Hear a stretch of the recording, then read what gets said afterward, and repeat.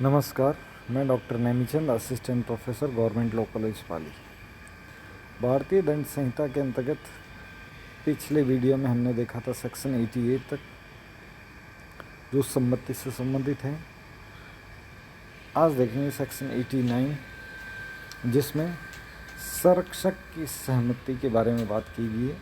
संरक्षक द्वारा या उसकी सम्मति से शिशु या उन्मत्त व्यक्ति अर्थात विकृचित व्यक्ति के फायदे के लिए सद्भावपूर्वक किया गया कार्य। कोई बात जो 12 वर्ष से कम आयु, यहाँ ये ध्यान रखने की बात है कि जो शिशु की आयु है वो 12 वर्ष से कम होनी चाहिए और विकृचित व्यक्ति के फायदे के लिए। नंबर 1 है 12 वर्ष से कम आयु के शिशु और दूसरा है विकृचित व्यक्ति के फायदे के लिए सद्भावपूर्वक उसके संरक्षक के या विधिपूर्ण वारसादक किसी दूसरे व्यक्ति की सहमति कौन देगा? या तो संरक्षक सहमति देगा या जो विधिपूर्ण वारसादक दूसरा व्यक्ति भी हो सकता है, भले ही वो संरक्षक ना हो, उसकी कैसे सहमति होनी चाहिए? अभिव्यक्त या विवक्षित अर्थात एक्सप्रेस और इम्प्लाइड। वह स्पष्ट रूप से भी सहमति दे सकता है या विवक्षित रूप से भी सहमति दे सकता है। किसी ऐसी अपहानि के कारण अपराध नहीं है जो उस बात से उस व्यक्ति को कारित हो या कारित होने का कर्ता का आशय हो, तो जो संरक्षक है वह सहमति देता है कि मेरे शिशु का भले ही कोई ऑपरेशन करने की सहमति हो या अन्य प्रकार की सहमति हो, तो वो सहमति है किसी अपराध करने के बारे में नहीं होनी चाहिए। अगर अपराध करने के बारे में है तो वह सहमति नहीं मानी जाएगी।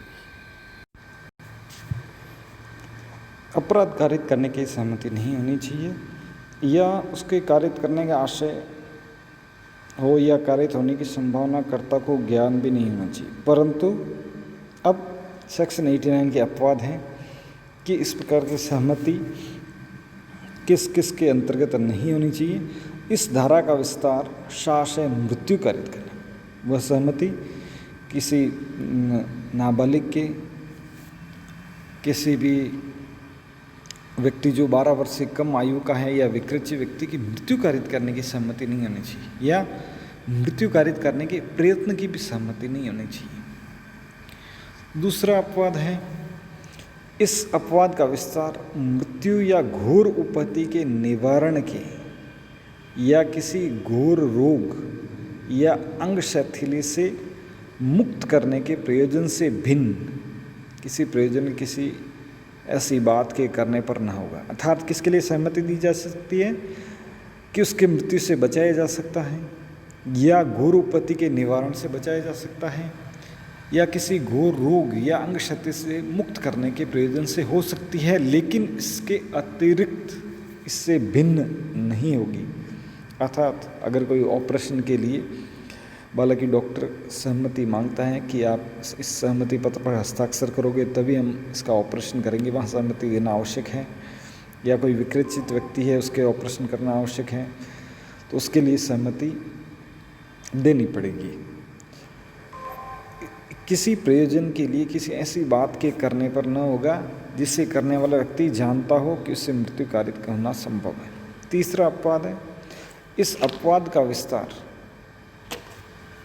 स्वेच्छा घोर उपत्ति कारित करने या घोर उपत्ति कारित करने का प्रयत्न करने पर न होगा जब तक कि वह मृत्यु या घोर उपत्ति के निवारण के या किसी घोर रोग या अंग शिथिल से मुक्त करने के प्रयोजन से न की गई।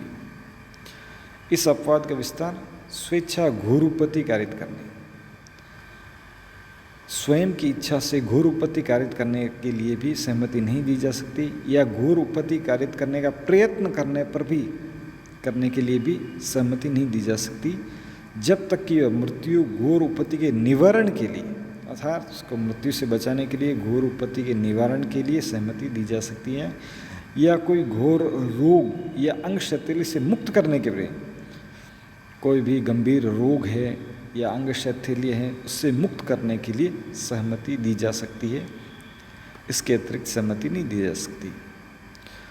चौथा अपवाद है सेक्शन 89 का, वो इस प्रकार है इस अपवाद का विस्तार किसी ऐसे अपराध की दुष्प्रेरण पर नहीं होगा। दुष्प्रेरण, किसी को उकसाना, इस अपवाद का विस्तार किसी ऐसे अपराध की दुष्प्रेरण पर न होगा जिस अपराध के किए जाने पर इसका विस्तार नहीं है। इस प्रकार इस अपवाद का विस्तार किसी ऐसे अपराध के दुष्प्रेरण पर न होगा। किसी को उकसा करके किसी 12 वर्ष से कम आयु की या विकृत व्यक्ति के ऊपर अपराध के लिए सहमति नहीं मानी जाएगी। इस प्रकार सेक्शन 89 के अंतर्गत सम्मति के बारे में बताया गया है और उस सम्मति के अंतर्गत ही 4 परंतुक दिए गए हैं। इन 4 परंतुक के अंतर्गत रहते हुए ही किसी 12 वर्ष से कम आयु या विकृत व्यक्ति के फायदे के लिए और सद्भावपूर्वक, यह भी इम्पोर्टेंट है कि वह सहमति सद्भावपूर्वक होगी, तभी सेक्शन 89 की आवश्यक शर्तें पूरी होगी।